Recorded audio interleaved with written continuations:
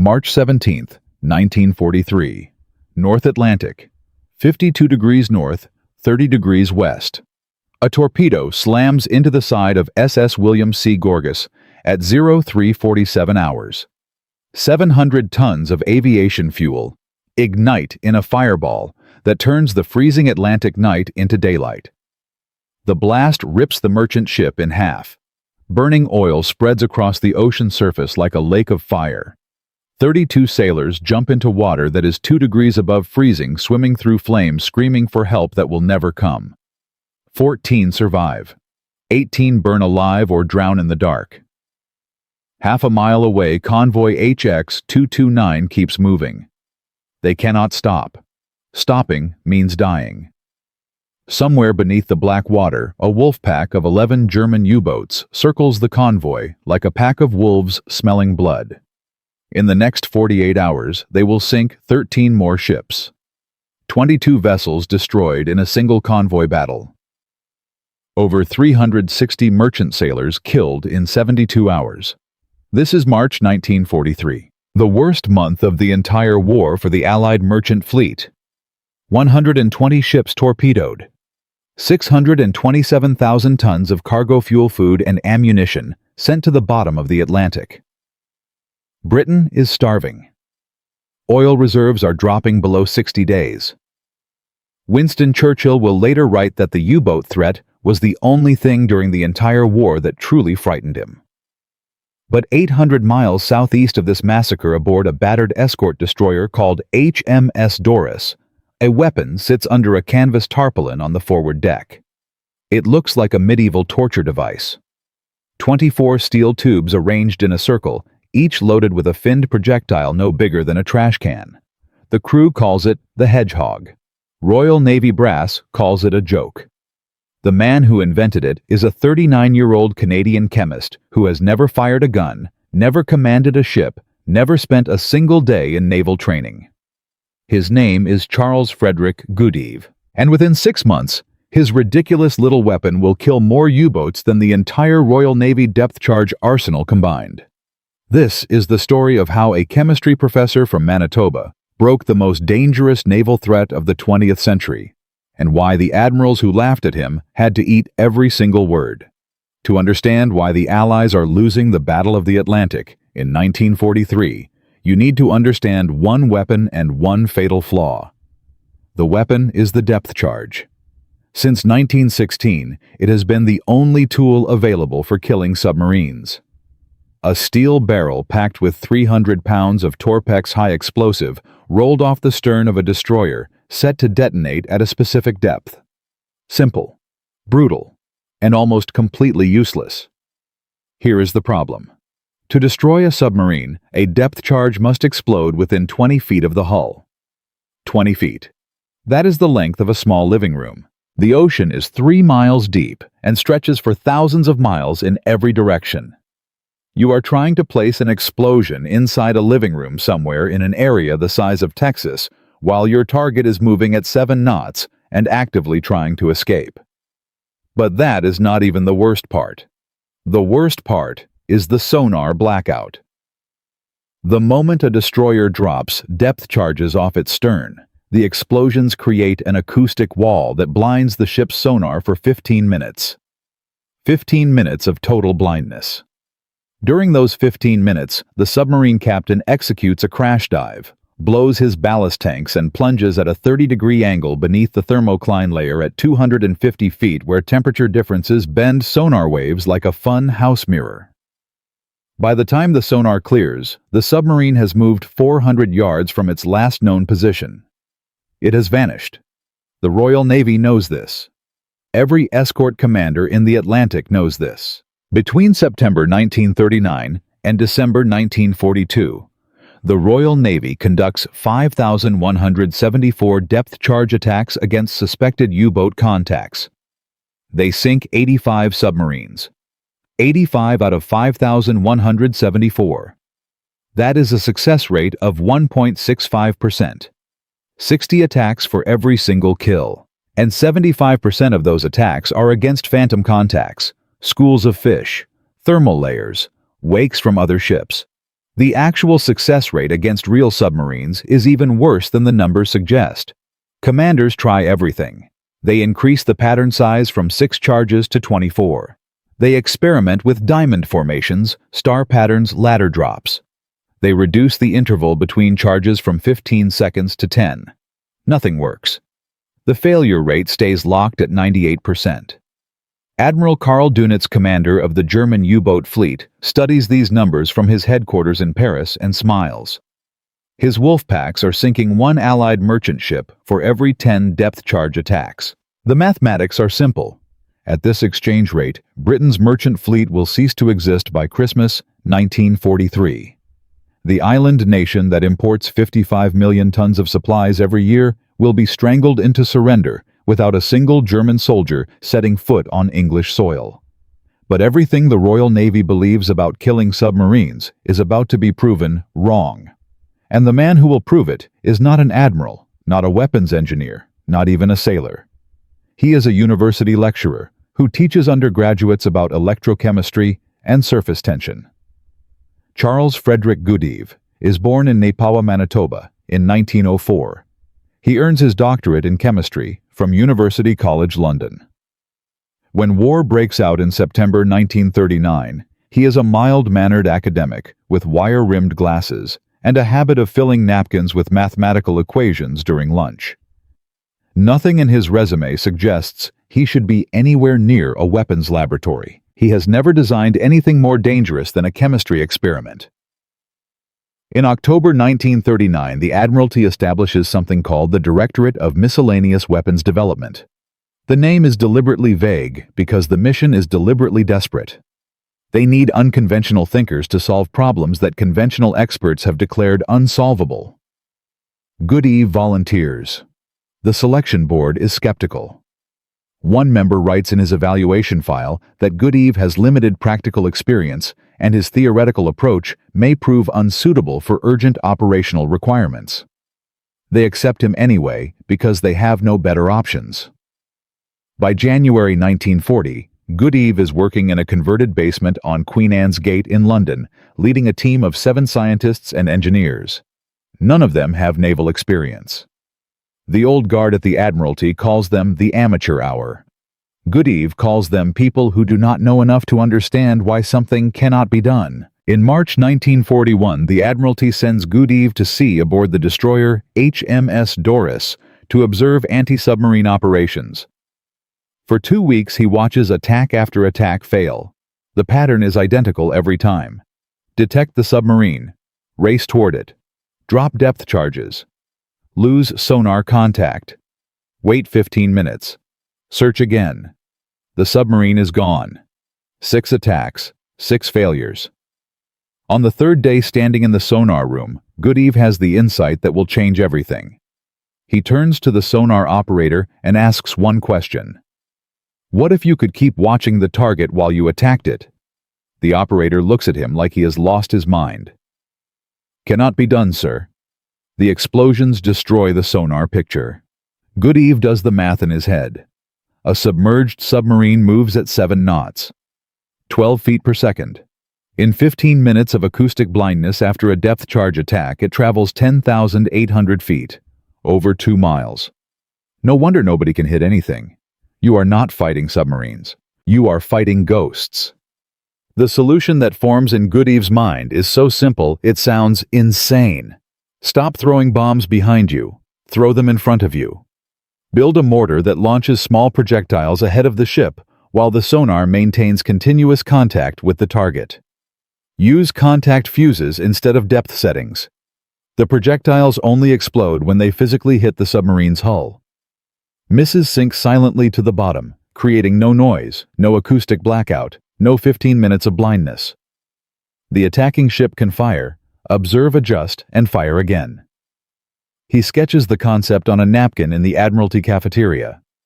24 spigot mortars in a circular arrangement, each loaded with a finned projectile containing 35 pounds of explosive.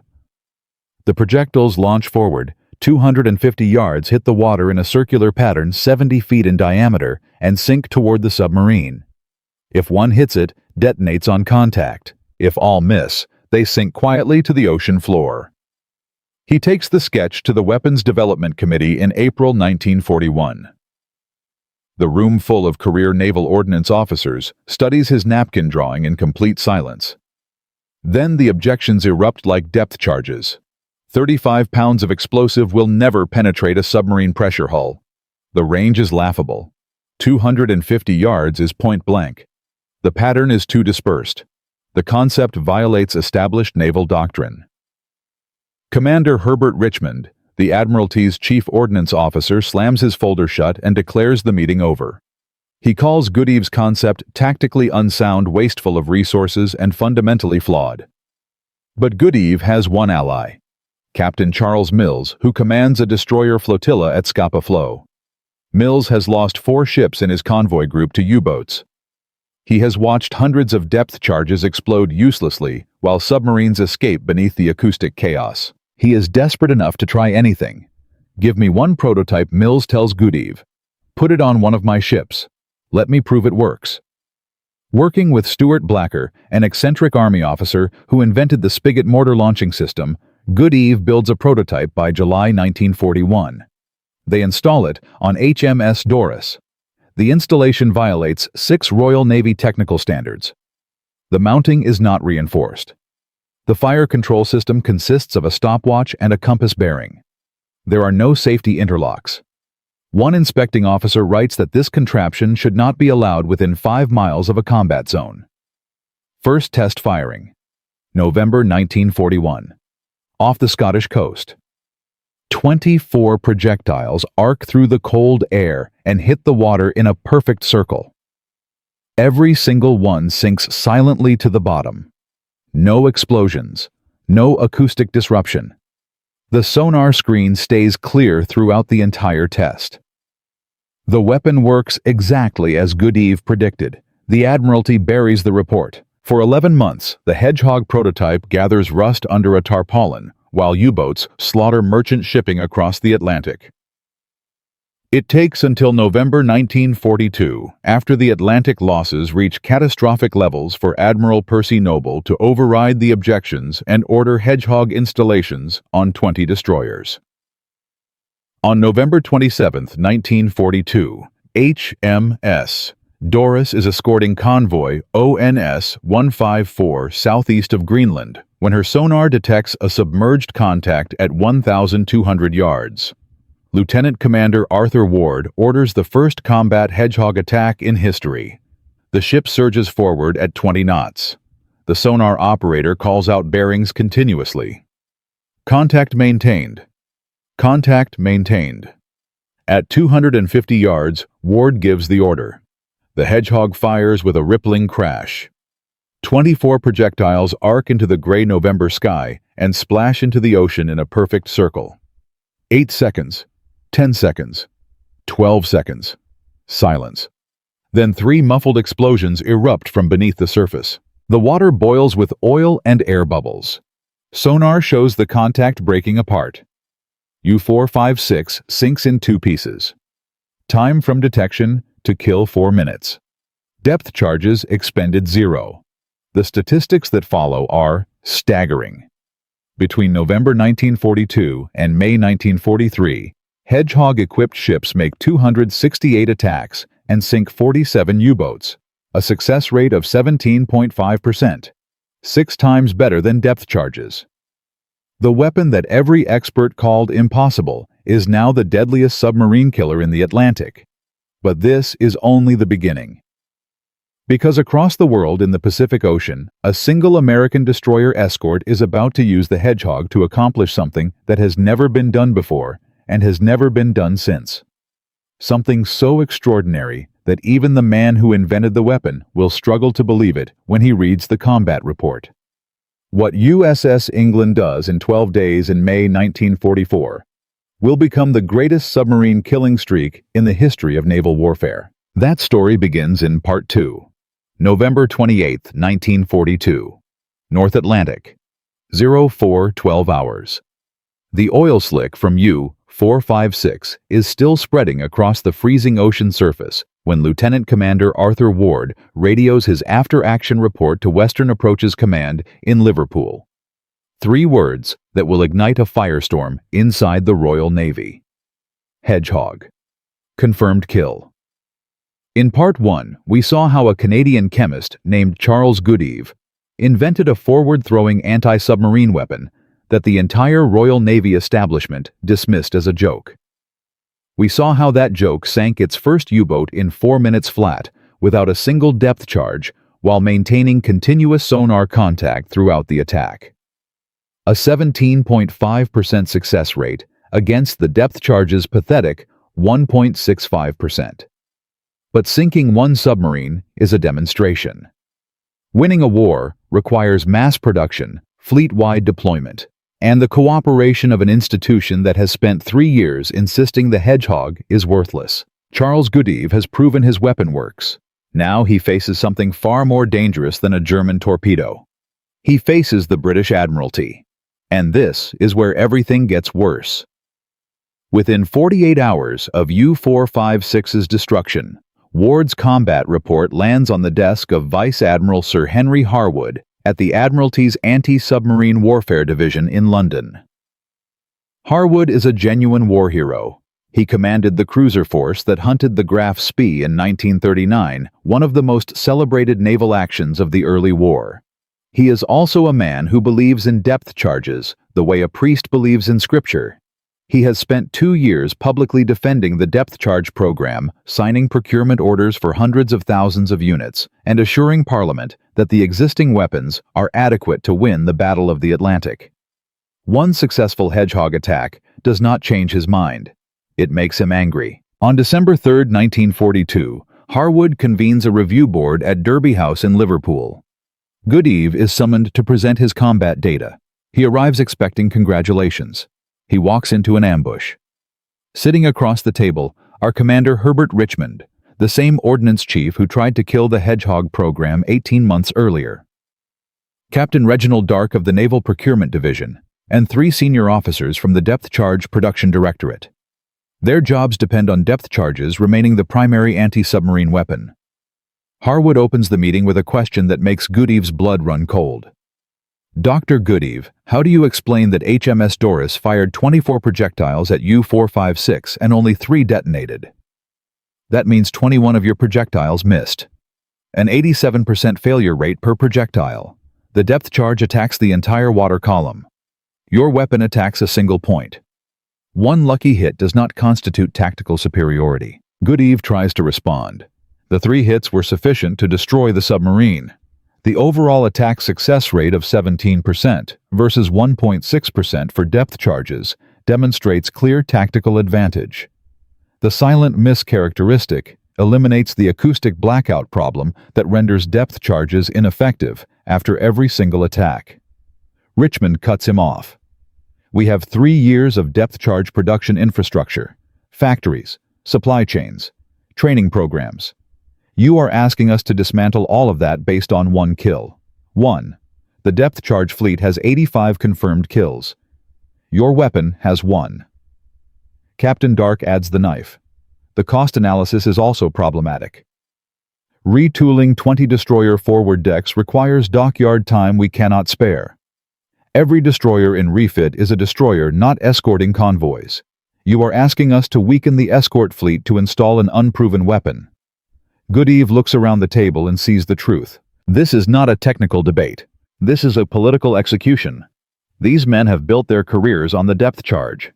Admitting the Hedgehog is superior means admitting they have been wrong for 3 years while thousands of merchant sailors died. He leaves Derby House with nothing. No production order, no fleet deployment, no official acknowledgement that the Hedgehog works. The review board's recommendation reads like a death sentence for the program. Further evaluation required before commitment of resources. Existing depth charge production to continue at maximum capacity. December 1942. U-boats sink 619,000 tons of Allied shipping. 62 merchant ships torpedoed. 412 sailors killed. The depth charges keep failing at 98%. And the Hedgehog sits on exactly 20 destroyers, while 700 others carry weapons that cannot hit anything. But Goodeve finds an ally he never expected. His name is Captain Frederick John Walker, and he is the most lethal submarine hunter in the Royal Navy. Walker commands the 2nd Escort Group, a roving force of 6 sloops and frigates tasked with hunting U-boats across the Atlantic. He is 46 years old, tireless, obsessive, and furious. He has lost more ships and more men to U-boats than almost any other escort commander alive. He has also sunk more submarines than anyone else, using tactics so aggressive that his own superiors have reprimanded him twice for recklessness. Walker hears about the Hedgehog through the escort commander grapevine. He reads Ward's combat report from the U-456 sinking. He requests a meeting with Goodeve in January 1943. The two men sit in a pub in Liverpool, and Walker asks one question. "Can your weapon fire while my ship maintains sonar contact the entire time?" Goodeve says yes. Walker slams his hand on the table. "Then I want it on every ship in my group, tomorrow." Walker has something Goodeve does not. He has political weight. He has kills. He has the ear of Admiral Max Horton, the new commander-in-chief of Western Approaches, who replaced Percy Noble in November 1942. Horton is a former submarine commander himself.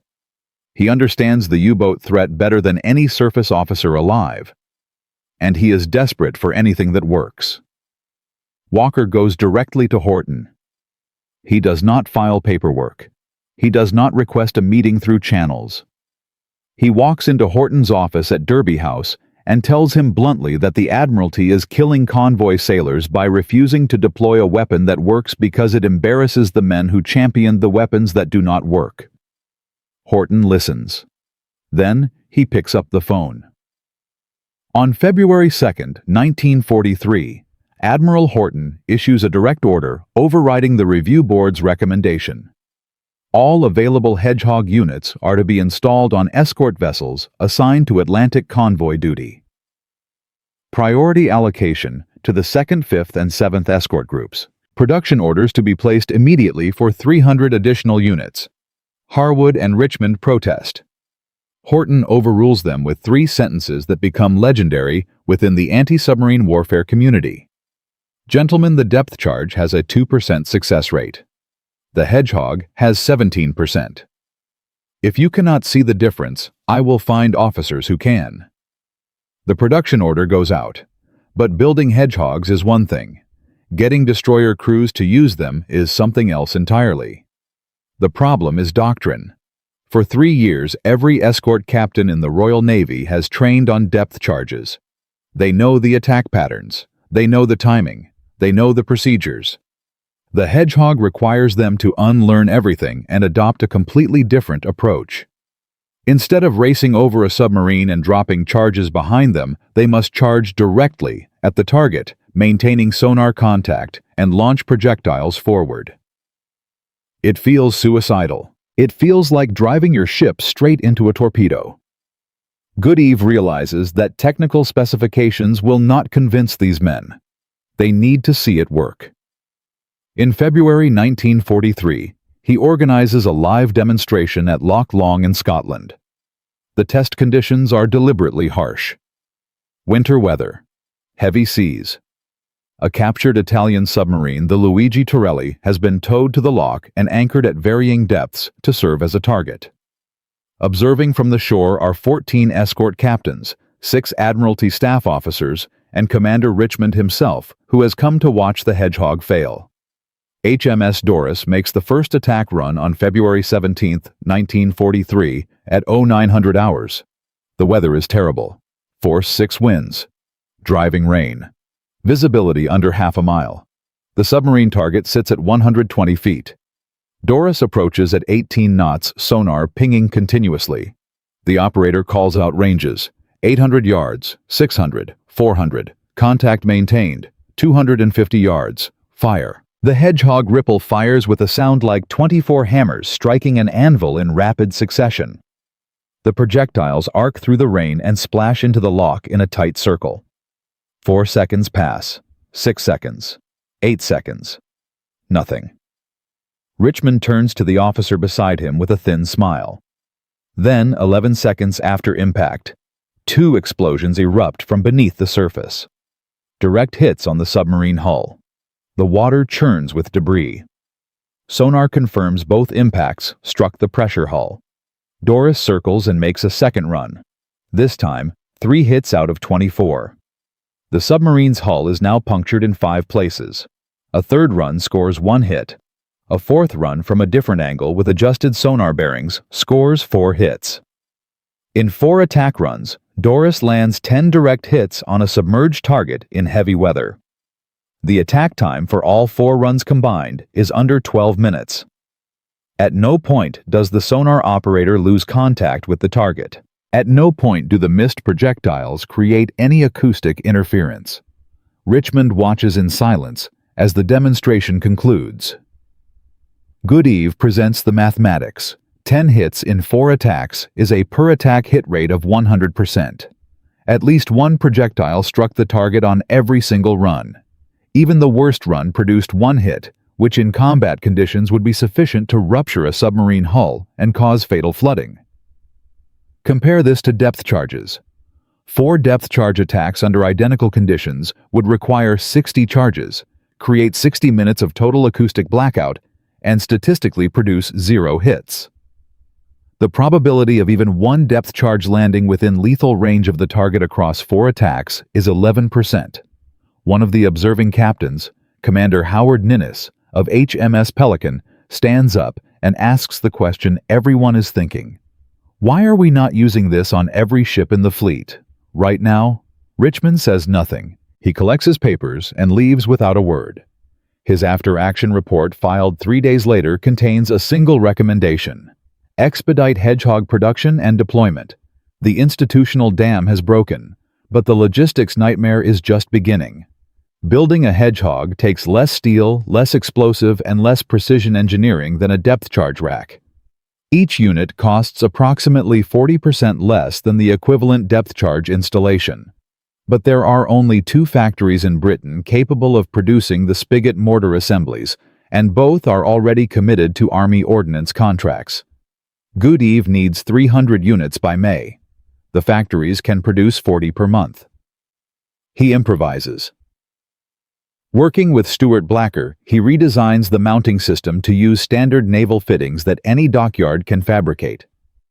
He simplifies the spigot mortar to reduce machining time by 60%. He writes a training manual in language so clear that a crew can learn to operate the weapon in 72 hours, instead of the standard 2-week ordnance training course. Then he does something that shocks the Admiralty bureaucracy. He goes to sea himself. From March through May 1943, Goodeve travels aboard escort vessels personally supervising Hedgehog installations and training crews during active convoy operations. A civilian chemist standing on destroyer bridges in the North Atlantic in winter, teaching sailors how to use a weapon that most of their officers still do not trust. The results come fast. In March, Hedgehog-equipped ships sink 11 U-boats. In April 16. In May 1943, the month that historians call Black May for the German submarine fleet Hedgehog, attacks account for 23 confirmed kills. The weapon's success rate holds steady at 17 to 20% across hundreds of engagements, the U-boat commanders notice. Surviving captains report to Dunitz's headquarters that a new Allied weapon attacks without warning. No depth charge explosions to signal an incoming attack. No acoustic disruption to cover an escape. The projectiles arrive silently and detonate directly against the hull. Standard evasion tactics crash diving below the thermocline changing course during the acoustic blackout are useless because the blackout never comes. On May 24, 1943, Admiral Karl Dönitz makes the most significant strategic decision of the Atlantic War. He orders all wolf packs to withdraw from the North Atlantic convoy routes. In May alone, he has lost 41 submarines, more than German shipyards can replace. The exchange ratio that once guaranteed Allied defeat has completely reversed. The hunters have become the hunted. The Battle of the Atlantic is turning. The Hedgehog is killing U-boats at a rate the German Navy cannot sustain. Allied merchant shipping losses dropped from 627,000 tons in March to 200,000 tons in June. The convoy system that was weeks from collapse is stabilizing. But 8,000 miles away in the Pacific Ocean, the war against submarines is about to enter a completely different phase. The Imperial Japanese Navy operates a fleet of long-range submarines unlike anything the Germans have built. Larger, faster on the surface, carrying aircraft, designed not for wolfpack tactics, but for individual reconnaissance and supply interdiction across the vast distances of the Pacific theater. The Hedgehog has proven itself against German U-boats in the confined hunting grounds of the North Atlantic. But the Pacific is a different ocean, different submarines, different tactics, different distances. American naval commanders are skeptical that a British weapon designed for Atlantic conditions can work against Japanese submarines operating across millions of square miles of open water. And then in May 1944, a single American destroyer escort called USS England receives orders to hunt a line of Japanese submarines positioned across the Central Pacific. She carries 2 Hedgehog launchers and a crew that has trained on the weapon for 4 months. Her commanding officer, Lieutenant Commander Walton Pendleton, has never sunk a submarine. What happens over the next 12 days will shatter every record in the history of anti-submarine warfare. 6 Japanese submarines destroyed in less than 2 weeks. A killing streak so extraordinary that Admiral Ernest King, Commander-in-Chief of the entire United States Navy, will personally send a message to England's crew. But the first attack almost ends in disaster. And the Japanese have a weapon of their own that nobody on USS England has ever encountered. That story begins in Part 3, May 18, 1944, Manus Island, Admiralty Islands, Western Pacific. A 23-year-old gunner's mate named Thomas Keene stands on the forward deck of USS England, staring at the 2 Hedgehog launchers bolted to the steel plating beneath his feet. He has fired them exactly 41 times in training exercises. He has never fired them at a real submarine. In 12 days, he will have fired them at 6. In Parts 1 and 2, we watched a Canadian chemist named Charles Goodeve invent a weapon the Royal Navy called a joke fight, an institutional war against admirals who refused to deploy it and finally proved that his Hedgehog could kill U-boats at 6 times the rate of conventional depth charges. By May 1943, the weapon had helped turn the Battle of the Atlantic. Admiral Dönitz pulled his wolf packs from the North Atlantic convoy routes after losing 41 submarines in a single month. But the Atlantic is only half the war. In the Pacific, the Imperial Japanese Navy operates a submarine fleet that is fundamentally different from anything the Hedgehog has faced. And one American destroyer escort is about to test Goodeve's weapon against these machines in a 12-day campaign that will become the most extraordinary submarine killing streak in naval history. This is no longer an experiment. This is the weapon at full power. When Dönitz withdraws his wolfpacks in May 1943, the German submarine command does not surrender. It adapts. Through the summer and autumn of 1943, German engineers work frantically to counter the Hedgehog threat. They develop the Pillenwerfer, a chemical decoy that releases a cloud of calcium hydride bubbles to create false sonar contacts. They install Alberic rubber coatings on submarine hulls to absorb sonar pulses and reduce detection range by 30%. They design deeper diving boats. The new Type 21 U-boat can reach 280 meters, nearly 920 feet, far below the effective range of any Hedgehog projectile. Dönitz also changes tactics. No more wolfpacks converging on convoys in the mid-Atlantic. Instead, he deploys submarines individually along coastal approaches where shallow water and complex seabed terrain make sonar tracking unreliable. In September 1943, he introduces the acoustic homing torpedo, the Zaunkönig T5, which locks onto the propeller noise of escort vessels. The hunters now face a weapon designed specifically to kill them. The effect is immediate. In September and October 1943, 4 Hedgehog-equipped escort ships are hit by acoustic torpedoes. HMS Itchen sinks with 228 crew. HMS Polyanthus, goes down with all hands. The escorts that were killing U-boats are now being killed themselves. Allied losses among escort vessels spike by 40% in the fourth quarter of 1943. The Hedgehog's advantage in attack means nothing if the attacking ship is torpedoed before it can fire. Goodeve's weapon has changed the equation, but the enemy is rewriting the equation in response. But the German countermeasures are not the only threat to the Hedgehog program. Back in Britain, the rapid expansion of Hedgehog production creates problems that nobody anticipated. The weapon's contact fuse, a delicate piezoelectric crystal that detonates on impact with a submarine hull, proves dangerously sensitive to rough handling. In January 1944, during a routine loading drill aboard HMS Bickerton, a Hedgehog projectile detonates on its launcher. The explosion kills 4 sailors and injures 11. The forward deck is destroyed. Bickerton limps into port with her bow peeled open like a tin can. A second accidental detonation occurs aboard HMCS Dunver in February. 2 dead, 8 wounded. The Canadian Navy temporarily suspends all Hedgehog loading operations pending investigation. The Admiralty convenes an emergency review. Richmond, still carrying his grudge against the program, seizes the moment. The weapon is fundamentally unsafe for shipboard use. The contact fuse design is flawed. We should revert to depth charges until the safety issues are resolved. For 72 hours, the entire Hedgehog program hangs by a thread. Goodeve works without sleep for 3 days. He identifies the problem. The piezoelectric fuse is cracking under vibration from the ship's engines during heavy seas, becoming armed before launch. He redesigns the fuse assembly with a mechanical safety pin that only releases after the projectile is airborne and decelerating. The fix takes 11 days to engineer and 4 weeks to retrofit across the fleet. During those 4 weeks, 17 escort ships operate without functional Hedgehogs. They revert to depth charges. Their submarine kill rate drops to 0. The lesson is brutal and clear. The fleet needs this weapon. The weapon needs to work safely. There is no alternative. But then a single American destroyer escort changes everything.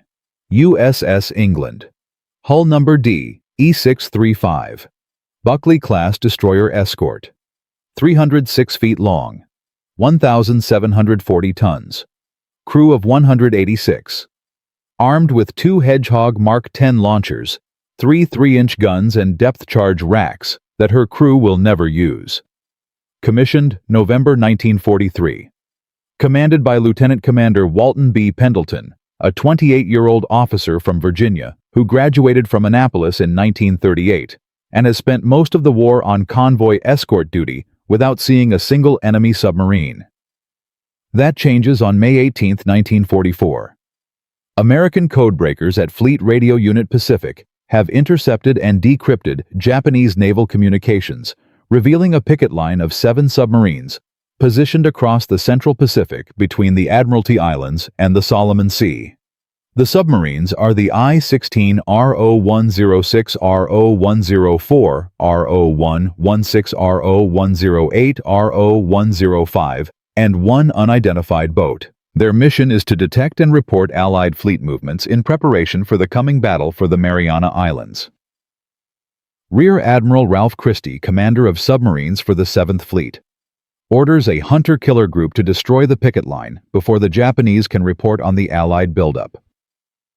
The group consists of USS England, USS George, and USS Robbie, 3 destroyer escorts, 6 Hedgehog launchers, against 7 submarines spread across hundreds of miles of ocean. Pendleton receives his orders at 1400 hours on May 18th.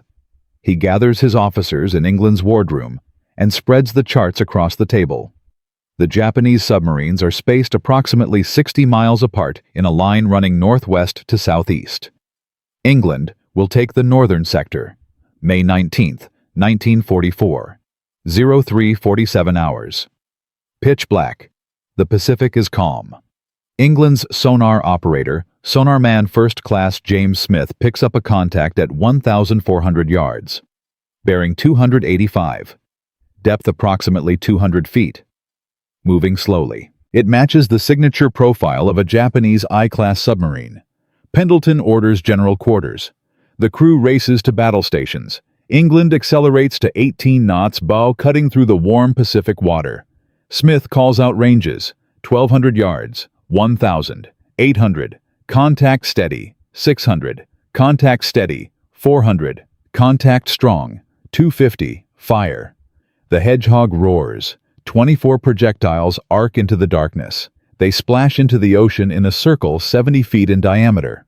Smith counts. 6 seconds. 8, 10, nothing. 12 seconds. A deep, muffled explosion rolls up from beneath the surface. Then another, then a third. The ocean boils. A column of air and oil erupts 200 yards ahead. Smith's sonar display shows the contact disintegrating. Breaking up noises. Descent signature. The contact is sinking in fragments. I-16 is dead. Destroyed in a single attack. Time from first detection to confirmed kill 7 minutes. Pendleton records the action in his log and resumes the patrol. 3 days later, May 22nd, 04:15 hours. Smith detects RO-106 at 1,200 yards. Pendleton attacks. First Hedgehog pattern lands 40 yards short of the target. Miss. The submarine dives deeper. Pendleton circles, reacquires sonar contact, attacks again. 5 explosions. RO-106 implodes at 300 feet. Debris surfaces within minutes. May 23rd, 08:11 hours. RO-104. The first attack misses entirely. 24 projectiles sink harmlessly to the bottom. The Japanese captain executes a hard turn to port. Smith tracks the maneuver on sonar without interruption. No acoustic blackout. No blind spot. Pendleton adjusts his approach angle and fires a second salvo.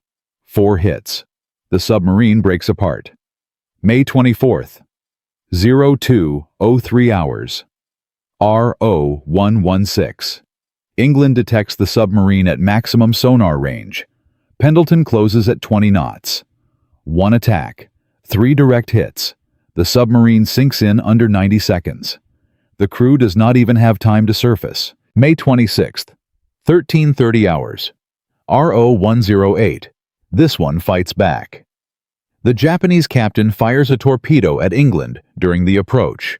The torpedo passes 60 yards off the port beam, close enough that crewmen on deck see its wake in the afternoon sunlight. Pendleton does not flinch. He holds course.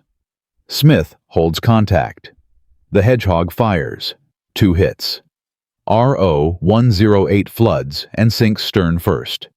May 31st, 07:10 hours. The 6th and final kill. RO-105. England has been hunting for 5 days without contact. The crew is exhausted. Then Smith picks up a faint return at maximum range. Pendleton orders one more attack. The Hedgehog pattern lands perfectly. 4 projectiles hit. RO-105 implodes at 400 feet with all hands. 6 submarines in 12 days. Every single one destroyed by Hedgehog. Not one depth charge dropped. The longest engagement lasts 14 minutes. The shortest takes under 5. USS England has achieved the greatest sustained submarine killing record in the history of naval warfare, a record that has never been equaled. News of England's rampage travels up the chain of command like an electric shock. Admiral Ernest King, Commander-in-Chief of the United States Navy, sends a personal message to England's crew that becomes one of the most famous naval communications of the war. There will always be an England in the United States Navy. Rear Admiral Christie calls it the most remarkable anti-submarine performance by any single vessel in any navy in any war. The impact ripples outward across the Pacific Fleet.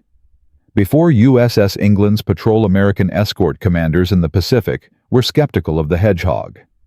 Most preferred depth charges. The weapon was British. It was unfamiliar. It required different tactics. After England's 6 kills in 12 days, every destroyer escort captain in the Pacific wants Hedgehogs installed on their ships immediately. Production orders for the Mark 10 and Mark 11. Hedgehog launchers triple in June 1944. By August, over 300 American escort vessels carry the weapon. The U.S. Navy's submarine kill rate in the Pacific jumps from 4% using depth charges to 19% using Hedgehog attacks. The Japanese submarine fleet, already stretched thin across the Pacific, begins hemorrhaging boats at an unsustainable rate. In the 6 months following England's patrol, Allied forces sink 68 Japanese submarines. The Imperial Japanese Navy starts the war with 63 fleet submarines. By the end of 1944, fewer than 30 remain operational. Their reconnaissance capability collapses. Their supply interdiction missions fail. The submarine picket lines that were supposed to warn of Allied fleet movements are destroyed before they can send a single report. The broader numbers tell the full story of Goodeve's weapon. Between 1942 and 1945, Hedgehog-equipped ships across the Atlantic and Pacific account for nearly 300 confirmed submarine kills. The weapon's overall success rate climbs to 26% by war's end, 5 times higher than conventional depth charges. In the Atlantic, merchant shipping losses drop 70% between March 1943 and March 1944.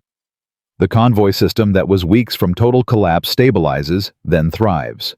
Millions of tons of food, fuel, and ammunition flow across the Atlantic to feed the Allied war machine. Military historians estimate that the Hedgehog shortened the Battle of the Atlantic by at least 6 months. 6 months of convoys that did not sink. 6 months of supplies that reached Britain. 6 months that allowed the build-up for D-Day to proceed on schedule. Without the Hedgehog, Operation Overlord might have been delayed until 1945. The war in Europe might have lasted another year. Tens of thousands of additional lives might have been lost. Charles Goodeve watches all of this from London. He reads the combat reports. He studies the statistics. He refines the weapon, developing improved fuses, better projectile stabilization, heavier warheads. He never goes to sea again after his convoy trips in early 1943. He never fires a Hedgehog in combat. He never sees a submarine die. In June 1945, King George VI knights him at Buckingham Palace. The ceremony takes 8 minutes. The citation reads that his service was critical to victory in the Battle of the Atlantic. Goodeve thanks. The king shakes his hand, walks out of the palace, and declines every interview request. The war is over. The weapon that admirals mocked, that bureaucrats buried, that nearly killed its own crews before it killed a single enemy, has helped save the Allied cause. A chemistry professor from Manitoba who never wore a uniform has changed the course of the deadliest war in human history. But what happens to the man after the medals? What happens to the weapon after the war? And what does a quiet Canadian chemist do when the world no longer needs him to save it? The answer is more surprising than anything that happened on the Atlantic, and it reveals a truth about heroism that most history books never tell. That story concludes in Part 4. A Canadian chemist walks into a basement laboratory in London in 1940 with no naval training, no weapons experience, and no idea that he is about to change the course of the deadliest war in human history. He sketches a weapon on a napkin. Admirals laugh at him. Bureaucrats bury his reports. Officers threaten to have him removed from meetings.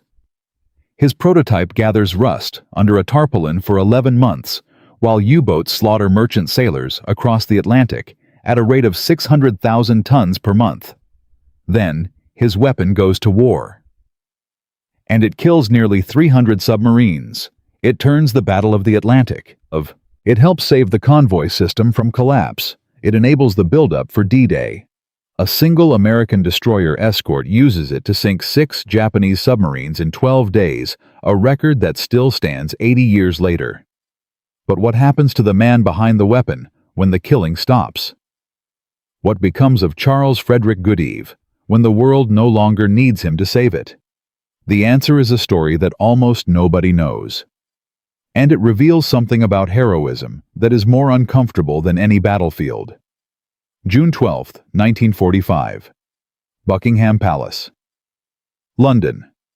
Charles Goodeve stands in the grand ballroom wearing a borrowed suit that does not quite fit across the shoulders. He is 41 years old.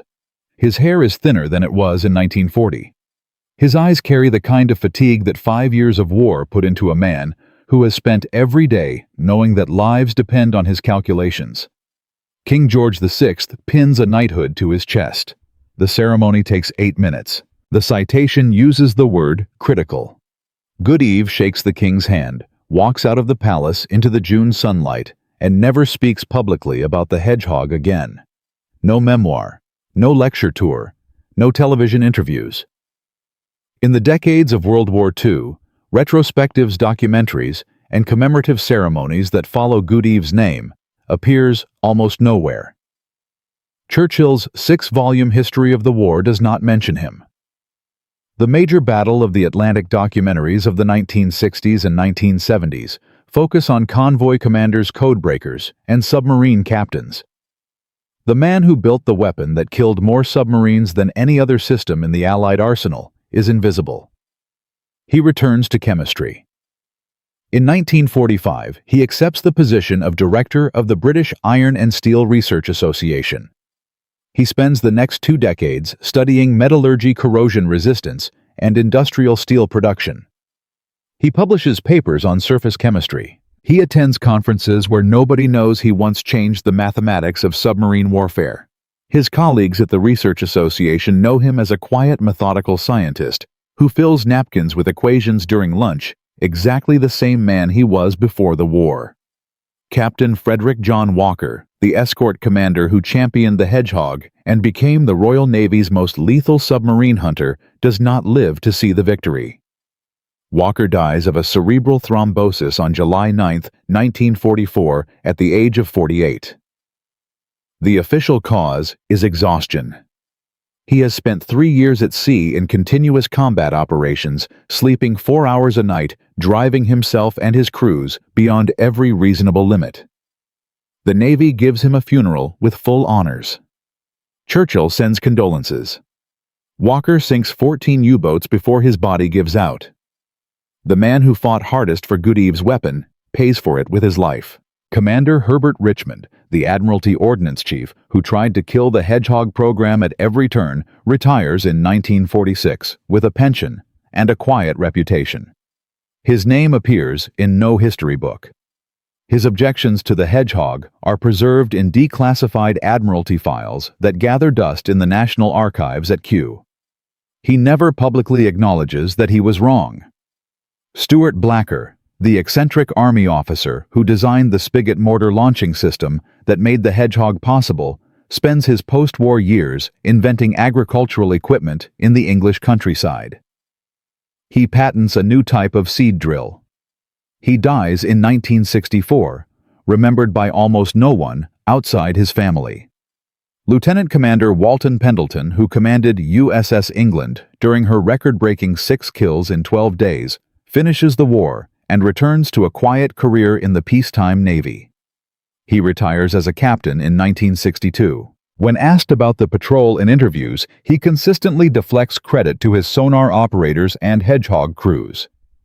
The men who built the weapon welded the launchers to destroyer decks in overnight installations, loaded the projectiles in freezing North Atlantic storms, and fired them at submarines they could not see, return to civilian life, and tell their families almost nothing. Their names appear in technical reports and ship logs, not history books. But the real legacy of Charles Goodeve is not a knighthood or a paragraph in an archive. It is the weapon itself, and the weapon does not retire.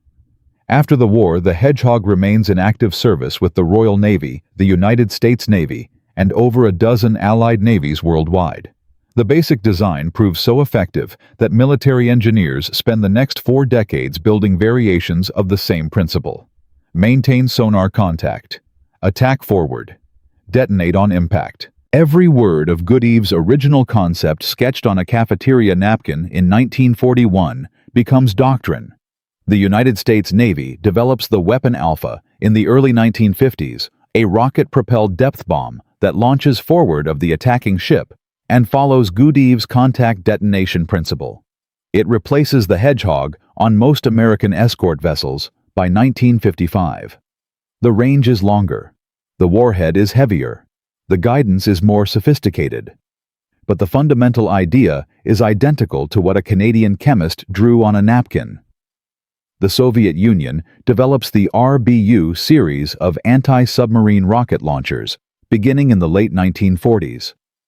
The RBU 6000, introduced in 1960, fires 12 rockets in a pattern ahead of the ship, while sonar maintains continuous contact. It is in every meaningful sense a Soviet Hedgehog, with better range and a larger warhead. The RBU 6000 remains in service on Russian warships today. Over 60 years after Goodeve's original design, the Russian Navy still uses his principle to hunt submarines. The British developed the Limbo mortar in 1955, a 3-barreled depth bomb launcher that fires forward and uses computer-calculated trajectories to place charges around the target, while sonar tracks it continuously. Limbo serves on Royal Navy frigates through the 1980s.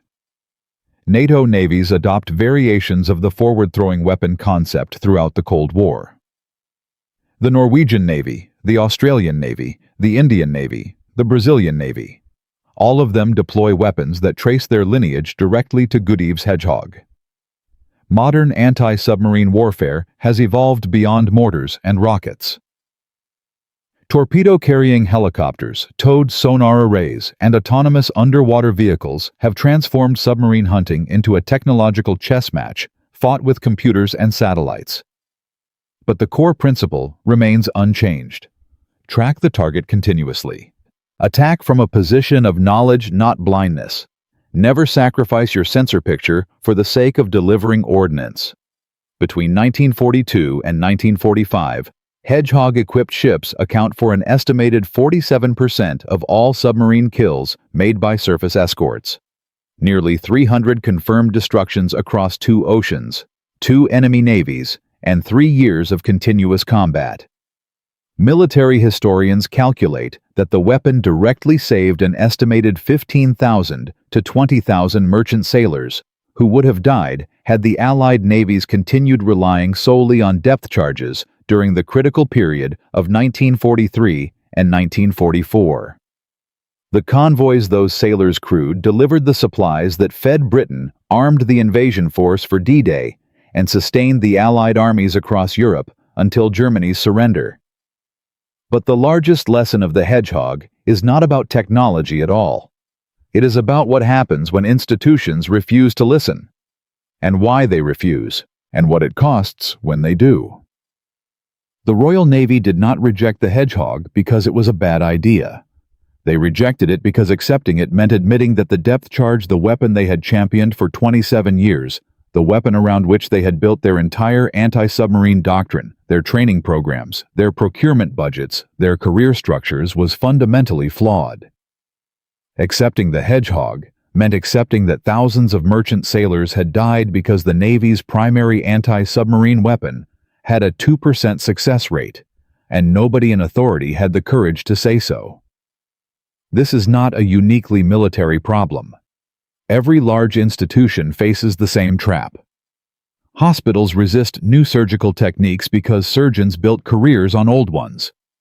Corporations reject disruptive products because executives built empires on existing ones.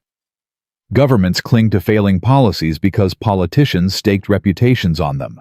The cost of admitting error always feels greater than the cost of continuing to fail until the failure becomes catastrophic enough that the institution has no choice.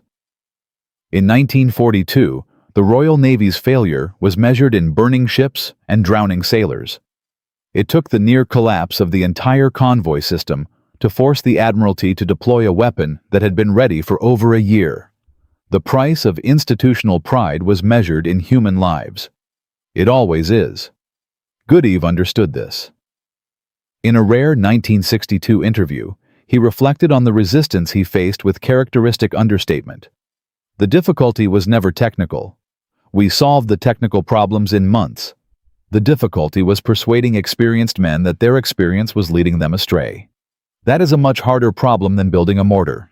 History is full of similar stories. Percy Spencer, a self-taught engineer with no college degree, invented the microwave oven in 1945 after noticing a chocolate bar melting in his pocket near a radar magnetron. The food industry ignored him for a decade. Ignaz Semmelweis, a Hungarian physician, discovered in 1847 that doctors washing their hands could reduce childbirth mortality by 90%. The medical establishment ridiculed him. He died in an asylum. The Wright brothers' bicycle mechanics with no engineering credentials were dismissed by the head of the Smithsonian Institution, who declared that powered flight was a mathematical impossibility just 9 days before they flew at Kitty Hawk. The pattern is always the same. An outsider sees what insiders cannot. The institution resists. People suffer. Eventually, reality forces change. The outsider is vindicated sometimes in their lifetime, sometimes not. Goodeve was luckier than most. He lived to see his weapon win the war. He received his knighthood. He had a quiet, productive career in peacetime science. He died on April 30th, 1980, at the age of 75 in London. The obituaries were short. Most mentioned his wartime work in a single paragraph. And there is one final detail that almost nobody knows. In 2003, researchers cataloging the personal papers of Charles Goodeve at the Imperial War Museum discovered a small cardboard box that had been sealed since 1946. Inside was a collection of letters, 47 in total, sent to Goodeve between 1943 and 1945. They were from merchant sailors, convoy escort crews, families of men who survived the Atlantic crossing. Most were handwritten. Some were typed on military stationery. A few were scrawled in pencil on scraps of paper. They all said the same thing in different words. Thank you for bringing us home. One letter dated December 1944 was from the widow of a merchant sailor who had survived a U-boat attack on convoy SC-130 in May 1943. She wrote that her husband had watched the Hedgehog sink a submarine that was preparing to torpedo his ship. He came home because of your invention, she wrote. He died last month of pneumonia. But he died at home with his children beside him, not at the bottom of the ocean. You gave us 3 extra years together. I hope you know what that means. Goodeve never mentioned these letters to anyone. He never showed them to reporters or biographers. He sealed them in a box and kept them in his study until the day he died. 47 letters from people whose lives he saved, hidden in a cardboard box, unread by the world, for 23 years after his death. That is who Charles Goodeve was. Not a man who sought recognition. Not a man who wanted glory. A man who did the math, built the weapon, fought the bureaucracy, and went home.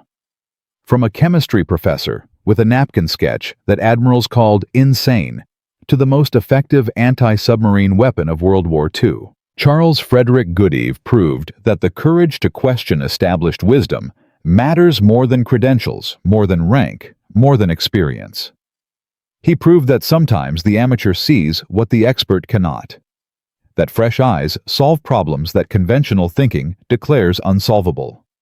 Nearly 300 submarines destroyed. An estimated 20,000 merchant sailors saved. A convoy system rescued from collapse. A war shortened by months. An invasion made possible. All because one man looked at a 98% failure rate and asked the question that nobody in the Royal Navy had the courage to ask. What if we are doing this wrong?